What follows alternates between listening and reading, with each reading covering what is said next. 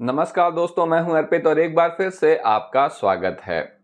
कल लोकसभा चुनाव 2024 के प्रथम चरण के मतदान संपन्न हुए और यहां पर स्पष्ट रूप से इंडिया गठबंधन को बढ़त मिलती दिखाई दे रही है। खासतौर से उत्तर प्रदेश में, जहां कांग्रेस और समाजवादी पार्टी के गठबंधन ने बेहतरीन प्रदर्शन किया है, इसके कार्यकर्ताओं में, समर्थकों में उत्साह है, तो वहीं दूसरी तरफ भारतीय जनता पार्टी के कार्यकर्ता अपने वोटरों को मतदान केंद्र तक लाने में सफल नहीं हो पाए। यही वजह है कि मतदान का प्रतिशत पिछली बार से कम हो गया है, काफी गिर गया है। और एक बात हमेशा याद रखिएगा कि जब भी वोटिंग परसेंटेज कम होता है तो हमेशा भारतीय जनता पार्टी के मत प्रतिशत में गिरावट देखी गई है। तो ये एक स्पष्ट लक्षण है कि भारतीय जनता पार्टी अच्छा प्रदर्शन करने नहीं जा रही है। उत्तर प्रदेश में अभी ऐसी कई सीटें बाकी हैं जिन पर इंडिया गठबंधन ने, समाजवादी पार्टी ने अपने प्रत्याशियों का ऐलान नहीं किया है। आज हम इन्हीं सीटों के बारे में बात करेंगे, यहाँ के प्रत्याशियों के बारे में बात करेंगे। तो आइए चलिए शुरू करते हैं। इसमें सबसे पहली सीट है कन्नौज। लगातार ऐसा कहा जाता रहा कि समाजवादी पार्टी के राष्ट्रीय अध्यक्ष अखिलेश यादव कन्नौज से चुनाव लड़ेंगे, लेकिन अब ये बिल्कुल स्पष्ट हो चुका है कि यहां से अखिलेश यादव चुनाव लड़ने नहीं जा रहे हैं, बल्कि उनके परिवार के ही उनके भाई तेज प्रताप यादव, जो कि मैनपुरी से सांसद भी रह चुके हैं, वो कन्नौज से चुनाव लड़ेंगे। हालांकि आपने देखा होगा, बहुत सारे गोदी मीडिया हैं जो प्रेडिक्शन कर रहे हैं कि 400 तक पहुंचा दे रहे हैं, इंडिया गठबंधन के सीटों को घटाकर बिल्कुल कर दे रहे हैं, 100 तक पहुंचा दे रहे हैं, कहीं 150 पहुंचा रहे हैं।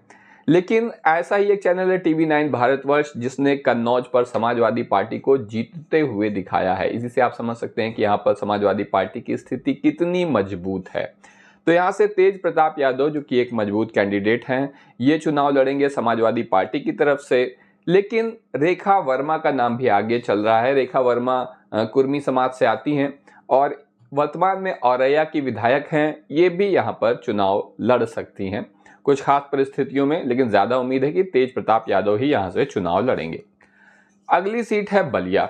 बलिया से सनातन पांडे का नाम सबसे आगे चल रहा है। सनातन पांडे यहां से चुनाव लड़ेंगे। हालांकि अखिलेश यादव की जो PDA की रणनीति है, उसके हिसाब से यहां अंबिका चौधरी को भी टिकट दिया जा सकता है। सनातन पांडे पिछले चुनाव में बहुत ही कम मतों से, कुछ हजार मतों के अंतर से ही हारे थे, इस वजह से उन्हें टिकट मिलने की संभावना है। लेकिन अंबिका चौधरी भी समाजवादी पार्टी की सरकार में पूर्व मंत्री रह चुके हैं और एक कद्दावर नेता हैं, तो इनका नाम भी आगे चल रहा है। अगली सीट है कैसरगंज। कैसरगंज में ब्रजभूषण शरण सिंह वर्तमान सांसद हैं भारतीय जनता पार्टी के, लेकिन इनका टिकट भाजपा लगातार ये हो रहा है, काट देगी नहीं काट देगी। पहलवानों के विरोध और इनके ऊपर जो शोषण के आरोप लगे हैं, उसकी वजह से इनका टिकट काफी पशोपेश में है। यहाँ पर समाजवादी पार्टी का इरादा बिल्कुल स्पष्ट है कि अगर ब्रजभूषण सिंह या इनकी पत्नी केतकी देवी सिंह को टिकट मिलता है, तो ऐसी परिस्थिति में समाजवादी पार्टी किसी ब्राह्मण कैंडिडेट के साथ जाएगी। ऐसे में यहाँ पर विनोद शुक्ला का नाम फिलहाल सबसे आगे चल रहा है कि उन्हें टिकट दिया जा सकता है। और अगर भारतीय जनता पार्टी इनके परिवार को टिकट नहीं देती है, ब्रजभूषण शरण सिंह के, किसी ब्राह्मण को चेहरा बनाती है, तब योगेश प्रताप सिंह को यहाँ पर टिकट दिया जा सकता है समाजवादी पार्टी की तरफ से। इसके पीछे वजह यह है कि यहाँ पर ब्राह्मण और क्षत्रिय जो वोटर्स हैं, उनकी संख्या काफ़ी ज़्यादा है, तो ब्राह्मण बनाम क्षत्रिय ही चुनाव यहाँ पर रहेगा। इसीलिए यहाँ पर समाजवादी पार्टी की ये स्ट्रैटेजी है। भाजपा यहाँ पर ब्रजभूषण को टिकट देगी या नहीं, ये एक देखने वाली चीज़ होगी।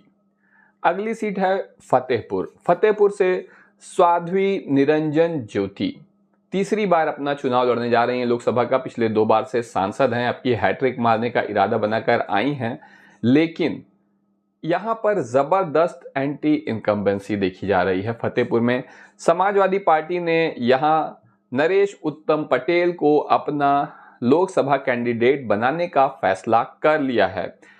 नरेश उत्तम पटेल समाजवादी पार्टी के प्रदेश अध्यक्ष भी हैं और मिर्जापुर लोकसभा सीट जो थी उसके ये प्रभारी भी रहे थे, और यही यहाँ पर 100% नरेश उत्तम पटेल ही फतेहपुर से चुनाव लड़ेंगे। और पूरी उम्मीद है कि यहां से साध्वी निरंजन ज्योति को हराएंगे भी। अगली सीट है घोसी।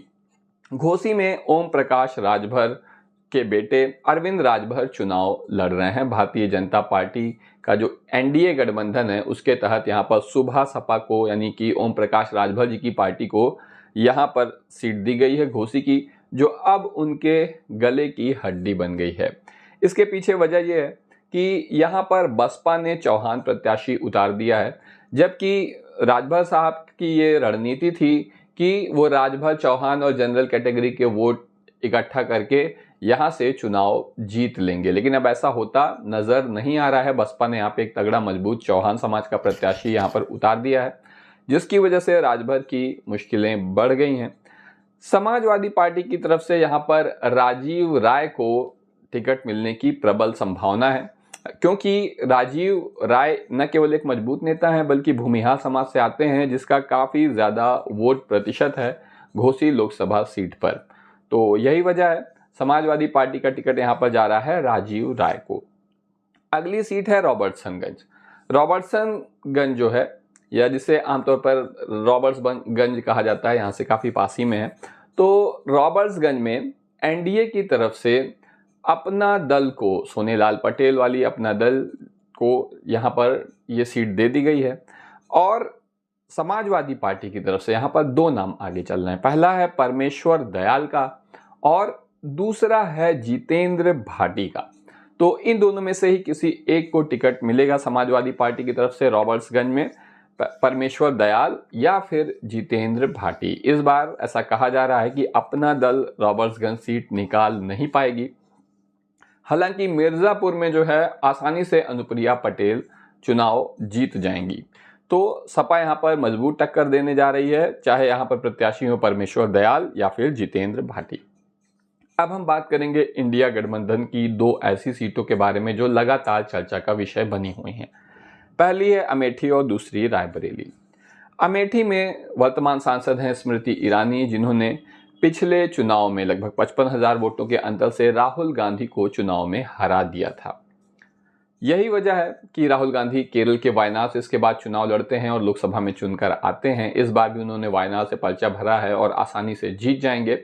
और राहुल गांधी इस बात का इंतजार कर रहे हैं, या कांग्रेस की जो नेतृत्व है, जो आला कमान है, वो इस बात का इंतजार कर रही है कि वायनाड के चुनाव हो जाएं, उसके बाद ही अमेठी सीट पर प्रत्याशी का ऐलान किया जाए। और इतनी देर होने का मतलब स्पष्ट है कि यहाँ से राहुल गांधी चुनाव लड़ेंगे और जीतेंगे भी। स्मृति ईरानी ये लोकसभा चुनाव हारने जा रही हैं, क्योंकि 5 साल में जनता ने देख लिया है कि बड़े बड़े बातें और दावे करने वाले असल में जमीन पर क्या कर पाते हैं।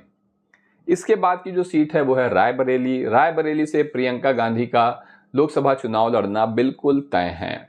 अब आप हमें बताएं कि इन सीटों के बारे में और इन प्रत्याशियों के बारे में आप क्या विचार रखते हैं, इसमें से कौन जीतेगा और कौन हारेगा। आज के लिए बस इतना ही, धन्यवाद।